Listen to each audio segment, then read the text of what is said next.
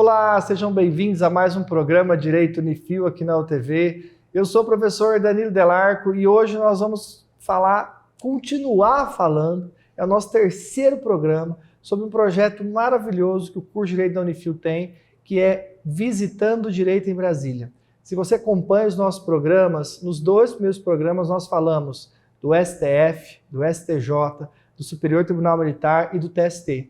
E hoje, nesse programa, a gente vai falar com outros dois alunos, juntamente com o professor João Ricardo, que é o coordenador desse projeto, sobre a visita que eles fizeram no Congresso Nacional e na Procuradoria-Geral da República. Então, é interessante esse projeto, João Ricardo. Obrigado pela participação. A gente já está aqui conversando, né? Mas quem está nos assistindo é o nosso terceiro programa dessa série. O interessante aqui é que vocês não vão só aos tribunais superiores, vocês vão a pontos importantes de Brasília que têm relação com o direito, né? Porque o Congresso Nacional é o legislativo, é a casa que cria a nossa legislação, né? Que o judiciário tem que interpretar e aplicar, né? E a Procuradoria-Geral da República é aquele órgão separado, defensor da sociedade, como custos legis, fiscal da ordem jurídica, que tem participação direta dentro de inúmeros processos no judiciário, né? Então, é importante essa visita, porque mostra como que o aluno ele tem a visão do todo, né? E eu queria que você começasse explicando para nós, depois eu vou passar para o Vitor e para o Matheus, que são os alunos que estão nesse programa, qual que é o significado daquelas cúpulas que estão em cima lá no Congresso Nacional. Quando a gente vê pela TV, tem sempre uma cúpula para cima, assim, tipo uma bandeja, e a outra para baixo, assim. Mais uma vez, é um imenso prazer estar aqui no seu programa, Danilo, Direito Unifil, aqui na UTV.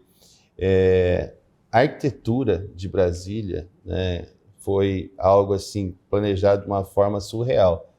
Oscar Niemeyer pensou em cada um dos detalhes, né? E no caso da construção do Congresso, que é um dos prédios eixo, né, pioneiros de Brasília, foi feita uma arquitetura com relação simbólica dessas cúpulas de forma bem interessante. Porque nós temos uma concha, né, vamos dizer assim, uma concha virada para cima maior, que é a Câmara dos Deputados, onde ficam ali 513 deputados, né, dentro do Poder Legislativo Federal, e essa cúpula virada para cima é justamente simbolizando um ouvido, o Congresso ouvindo os anseios do povo, porque todo o poder emana do povo, e os seus representantes devem ouvir, e os deputados federais são representantes diretos do povo. Já a cúpula virada para baixo, né, essa cúpula virada para baixo é um pouco menor do que a cúpula anterior, né, que é virada para cima, ela é o Senado, né, muito bonito o Senado, e é voltada para baixo como se fosse o ouvido, né, voltar desses representantes ao território brasileiro, tendo em vista que representa os estados, todos os estados, 26 estados, o Distrito Federal que nós temos, né? Então, ou seja, essa simbologia. E as duas torres que ficam ali alinhadas, elas representam um H de humanidade.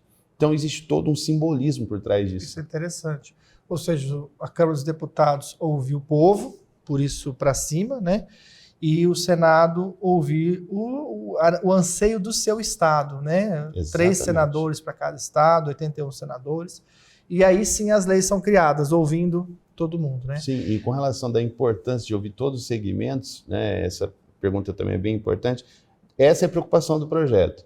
Então, ou seja, de nós abordarmos todos os segmentos do direito, né? Então, ali nós temos uma imersão dentro do Ministério Público, que é um órgão extremamente importante, não é um quarto poder, como muitos acham que é, sim, extremamente importante para a administração da justiça, né? E nós vamos lá, visitamos um prédio magnífico, que é da Procuradoria-Geral da República. Então, essa preocupação nós realmente temos.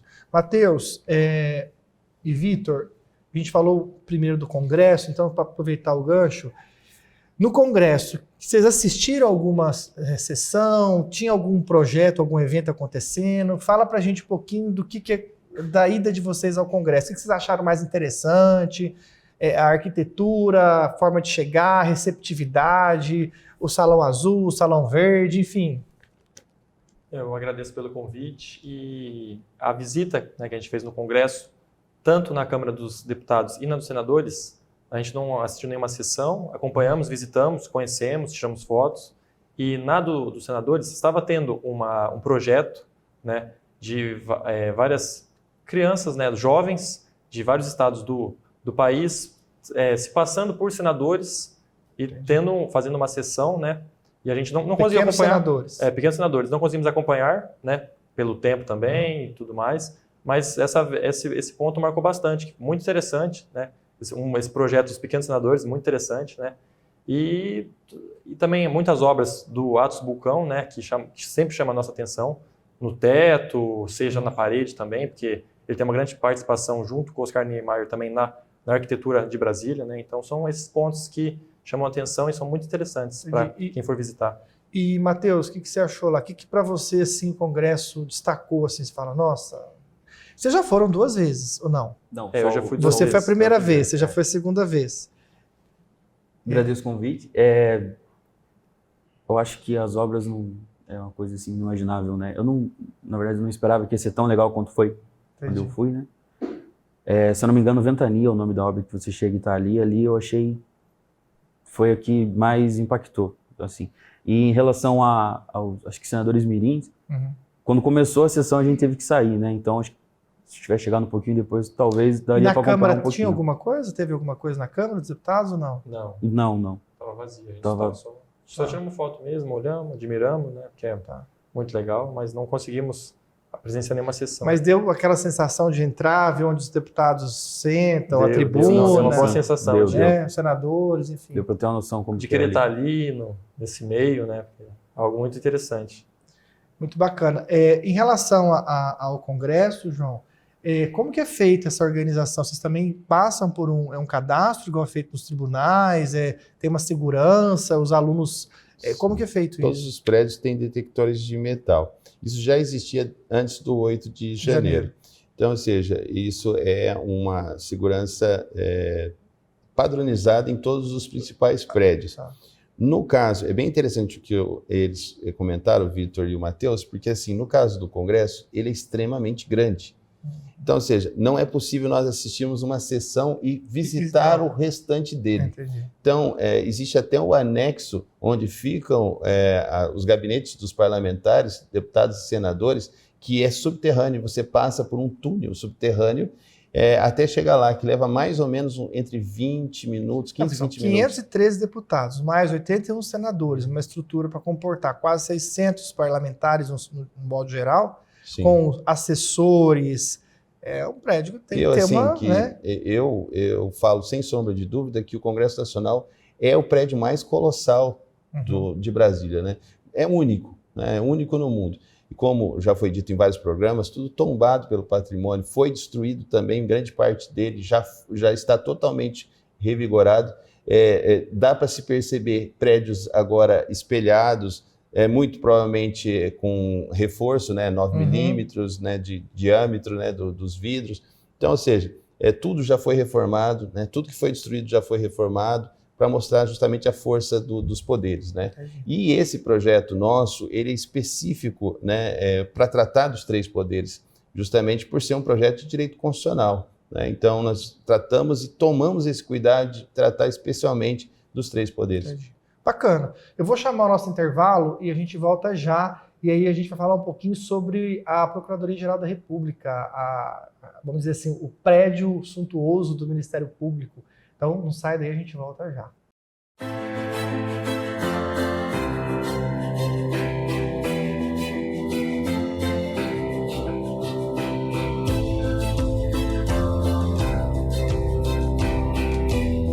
Oi, gente, meu nome é Júlia Bicas e toda semana no VIP eu apresento para você o que há de mais completo em eventos, moda, beleza, arquitetura, decoração, mas a partir de agora você pode acessar a gente através do nosso site utv.tv.br, acompanhar toda a nossa programação do seu telefone celular, do seu computador. Gente, o TV mais perto de você.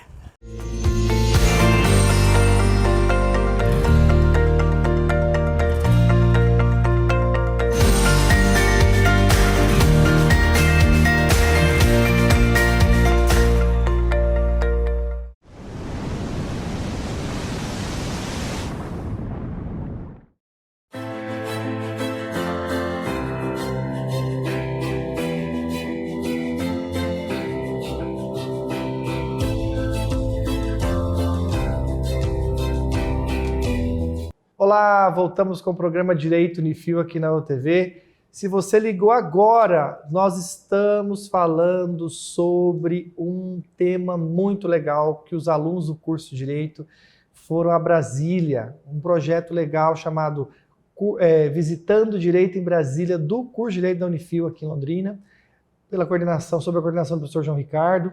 E nós já gravamos 2 programas, já foram exibidos. O primeiro sobre o STJ e o STF, o segundo sobre o Superior Tribunal Militar e o TST. E agora nós estamos falando sobre o Congresso Nacional, que foi falado no primeiro bloco, e agora vamos falar sobre a Procuradoria-Geral da República, que é o órgão central do Ministério Público. Então, se você está ligando agora, depois vai lá no YouTube da UTV, baixa esses programas e assista, é bem legal.